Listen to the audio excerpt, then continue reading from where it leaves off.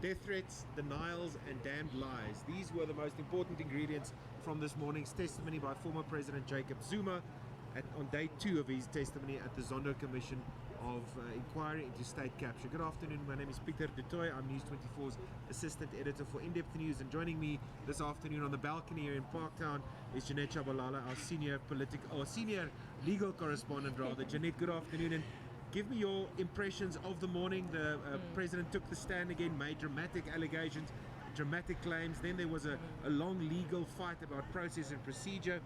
We listened to testimony around Pieter and Themba Maseko. What do you make of the morning? What were your highlights of the former president's testimony? Well, it was quite a dramatic morning.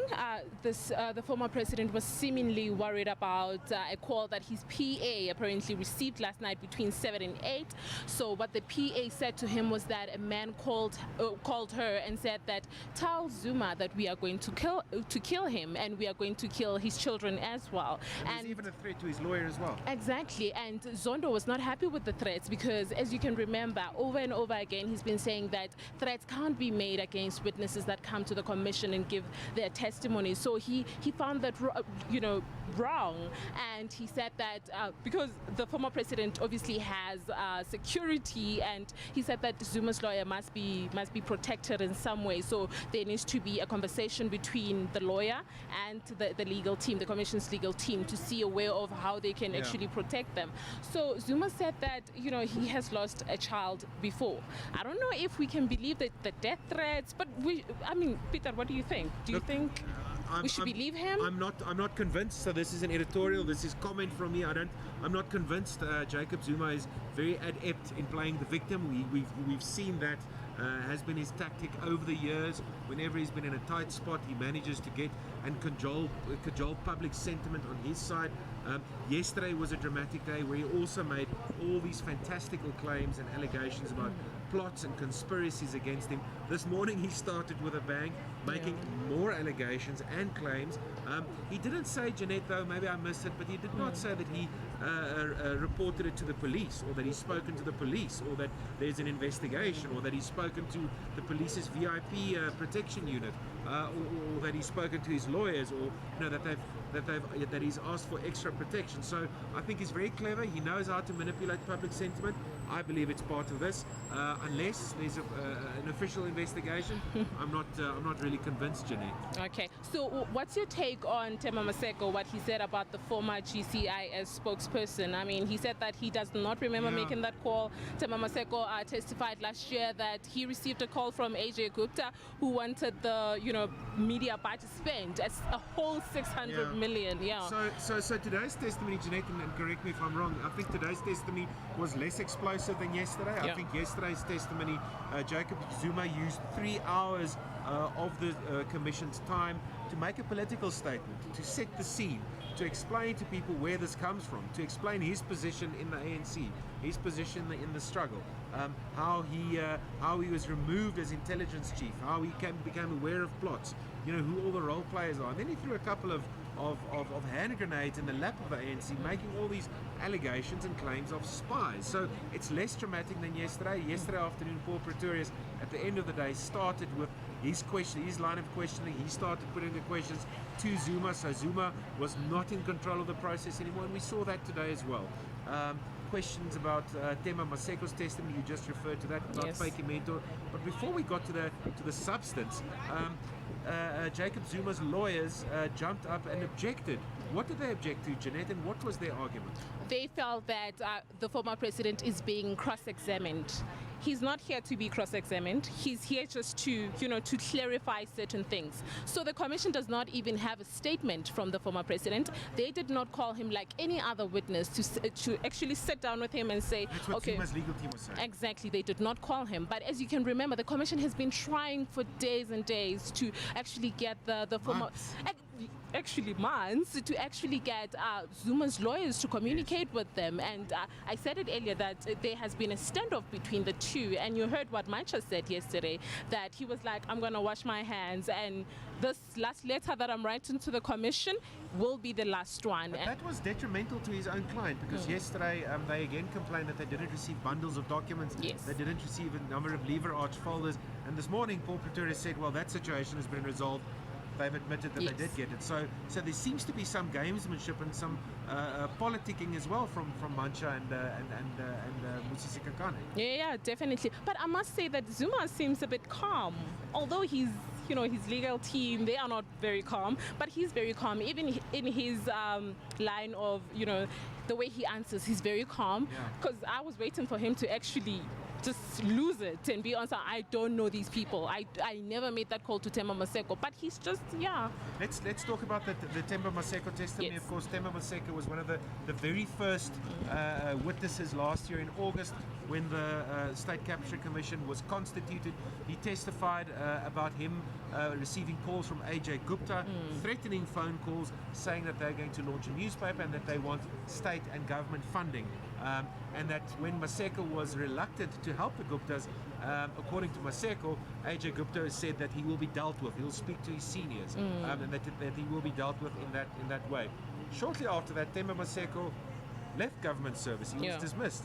And today, Paul Pieter has asked the former president about that testimony. What were the main takeaways for you from the Maseko part of the testimony, please? Well, what Zuma says is that, how do I dismiss someone if I think he was overseas by that time, and he was dismissed by the former minister Collins Chabane. Yes, Collins Chabane, and he said, but how do I do it? Why do I leave the country and go to another, and go abroad only to dismiss someone while I'm abroad? Why can't I do it when I'm here in the country? So he does not. He denied it. He said no, it never happened. That was quite significant. It's on the record now because Themba Maseko said that he was called in by Collins Chabane. Yes. Collins Chabane told him that the president instructed him to either redeploy Maseko or dismiss him. And the president today on the record said no, that's not true. Yeah, it never happened. That's what he said. Jeanette, let's move on to Fakie Mentor. Of course, Fakie Mentor's testimony was quite controversial last year. Yeah. She spoke about being driven to Saxonwold, being offered the job of Minister of Public Enterprises by one of the Guptas, AJ Gupta. She said that former President Zuma was in the house when she refused the offer. Again today he denied that, and he also said that the Guptas never interfered with ministerial appointments. How significant is that, to put that on the record? And he said, I never had any interaction with that woman. Yeah. I expected him to actually lose it there and say no, but this woman has been changing her testimony, because as you can remember, Fakie Mentor said that when she went to China, excuse me. No. When she went to China, it was what was it? Yes, when she went on a state visit. On a state visit. Thank you. When she went to China, she was with the Guptas and a black man, but she changed her mind. At first she said it was Fana Tlongwane, yes, and then later on she changed her testimony. She said no, it was not Fana Tlongwane anymore. I don't remember, but the man, it's a black man. You see, so there has been Fake's testimony has been a bit controversial and uncertain. We're getting set for the afternoon. We're going to get in Liz to talk about the Guptas. Okay, Liz, why don't you come and join us on camera, and our senior political reporter Lizeka Tandwa is joining us. Liz, you just listened to Ace Magashule. Come stand closer to me. Thank you. You just listened to Ace Magashule. Let's just tell our viewers that Ace Magashule, the ANC Secretary General, has been a very strong presence here this morning. He's been out and about. He's been seen, and he's made sure that he's seen. He spoke to all the legal people. He spent some time with former President Jacob Zuma, and you listened to him just now outside here at the building in Parktown. What did he say? Well, he said much of what he was saying in the morning to you and other journalists is that, in the revolution, if we go back to Jacob Zuma's testimony yesterday, where he was speaking about alleged spies within the revolution, within the ANC, and he was saying that these theories or these allegations by the former president must be tested, they must be looked into by the ANC or the NEC, and in fact, and he was saying that we can't really disregard what Jacob Zuma is saying, because within a revolution, he quotes him, within a revolution there is a counter-revolution. Liz, has he given us any indication or details how the ANC will take this forward? Is this going to go to the NWC, the NEC? Are they going to launch a commission? Is there any indication, or is Magashule just still investigating what they should do? Is there any idea exactly how they're going to do this? Well, there's no clear idea at this point. I mean, the president was saying yesterday when he was speaking to his supporters, he was saying that he will take this matter with the NEC now. I don't know why now, considering that when he was a statesman, when he was at the helm of this republic, that those were the pertinent things that he should have taken. And he alleges he knew Ngwako Ramatlori was a spy when he was in his cabinet. How dangerous are those statements that he made yesterday, Pieter? If we look at, I mean, we had a whole TRC that investigated spies within we had the Jeffer Commission as well that investigated spies. Exactly, and so many people died as a result of people who infiltrated the ANC, the intelligence of the apartheid which infiltrated the ANC. So those were dangerous statements that he made. And I tried to ask him if, in fact, the ANC would be investigating or would be questioning the president as to why he made those statements and why he didn't take it up with the ANC. He didn't really go into it. Liz, one last question before we wrap up for our viewers and before we prepare for the afternoon's testimony. In your conversations with ANC leaders, in your conversations here, off the record, behind the scenes, do you get a sense that they're worried about former President Jacob Zuma might yet say? Are they worried and concerned about yesterday, or is this part of political theatre and faction fighting, or is there a serious concern about what might still come out? I think it's part and parcel, but also there is a worry because this will further divide the ANC, and that's what I've heard from people that I've spoken to. I spoke to General Nyanda, who was one of the people who was, accused yesterday. Thank you for that. And he said that he doesn't believe that the ANC has the strength or has the might to take this forward because the ANC is too divided. Quite significant. Liz Tandwa, our senior political reporter, thank you very much for joining me.